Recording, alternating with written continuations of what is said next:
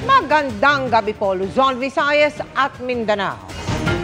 Tinawag na kasinungalingan ni Pangulong Bongbong Marcos ang aligasyon ni dating Pangulong Rodrigo Duterte na wala umanong bisa at hindi dapat ipatupad ang mahigit 6.3 trillion pesos na 2025 national budget. Ayon sa dating Pangulo at isang dating mambabatas, may mga blanco sa hawak nilang kopya ng BICAM report ng budget. Depensa naman ng Budget Department, ibang dokumento ang hawak ng dating Pangulo at hindi ang General Appropriations Bill na kompleto ng piniresenta sa Pangulo.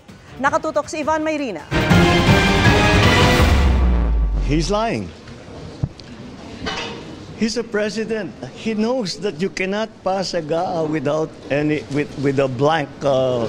He's lying. Yan ang mariing pagtanggi ni Pangulong Bongbong Marcos sa aligasyon ni dating Pangulong Rodrigo Duterte na iligal at hindi pwede ipatupad ang pinirmahan ni Marcos na 2025 General Appropriations Act o National Budget. Ang basehan ni Duterte, ang hawak daw nilang kopya ng Bicameral Conference Committee report kung saan blanco umano ang halagang inilalaan para sa ilang mga items sa budget. Galing daw ito kay Davao Congressman Isidro Ungab na minsan nagsilbing chairman ng House Appropriations Committee. Ito yung mga blanco. Hindi mo na nagpass a law with blank para ka nag-issue ng check niya ng blanco to. Ano yung sabihin? Sila na ang maglagay, ang sekretary o ang direktor? Anong kalokohan ng naisip ninyo niya? That is falsification of law. Perjurian or whatever criminal action. You can all go to jail for that. Pero giit ni Pangulong Marcos, He's lying because he knows perfectly well that that doesn't ever happen.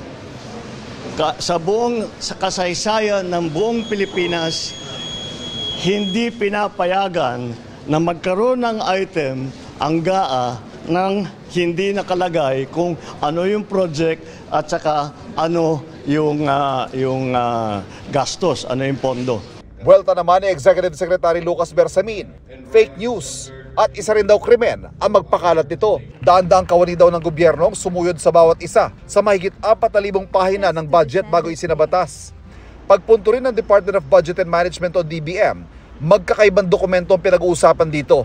Ang Bicameral Conference Committee report ay ang resulta ng pagtutugma ng magkaibang bersyon na ipinasa ng Senado at Kamara. Sabi ng DBM, ito raw ang pinakita ni Duterte at Ungab at hindi ang General Appropriations Bill o GAB o ang General Appropriations Act o GAA na siyang pinirmahan ng Pangulo. Ang GAB ay ang dokumento matapos ma-ratify o maaprobahan ng Senado at Kamara ang panukalang budget. Ito ang isinusumite sa Pangulo para pag-aralan at kapag pinirmahan para maisabatas, ito ang tinatawag na GAA. Sabi ng DBM, ang GAB na ipiniresenta sa Pangulo, kumpletong dokumento raw at walang blanco mga pahina o kulang na detalye. Bilang depensa naman kay Duterte, sinabi ni Attorney Salvador Panelo na nagpapahayag lang ng legal na opinyon ng dating Pangulo at kung may basihan, dapat may managot. Pero tanong ni Ungab, paano na kompleto ang GAA kung may blanco sa BICAM report? Bakit pinirmahan ng mga mababatas sa umano'y depektibong Bicameral Conference Committee report at niratifika ito? At bakit daw pinirmahan ng Pangulo ang isang depektibong batas? Posible raw sumama si Ungab sa mga petisyon na hihilingin sa Korte Suprema na ideklarang invalid at unconstitutional ang 2025 budget. Sa ngayon, inihahanda na raw ng mga abogado ang isasampang reklamo tungkol dito. Nauna nang sinabi ng Malacanang na kumpiyansa sila sa naisabatas sa GAA, pero hindi naman daw nila mapipigilan kung may komisyon ito sa Korte Suprema. Para sa GMA Integrated News, Ivan Mayrina, nakatutok, 24 oras.